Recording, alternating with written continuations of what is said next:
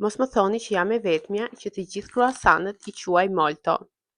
Në shtëpi kam këtë, sepse ju tashmë e dini fiksimin tim me kruasanin bono me këtë shijen që ka mjaltë, pjeshk, kumbull dhe qershi, dhe që është super e mirë. Por ajo që doja t'ju thoja është se këto ditë më ka rënë në mendje fakti që ne shqiptarët çdo lloj kruasani e quajmë molto. Dhe me thënë drejtën, kjo gjë nuk është shumë e kuptueshme sepse në të vërtetë molto nuk është një emër që neve e përdorim për të cilësuar një produkt. Por molto është kjo. Pra është një kruasan që ka emrin molto.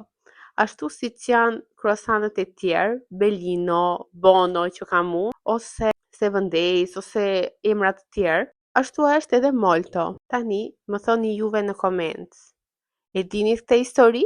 Apo mendoni thjesht se molto ishte njëjtë si të thojë kruasan? Dhe juve i quani molto apo kruasan? Mos harroni të më bëni like dhe subscribe. Bye!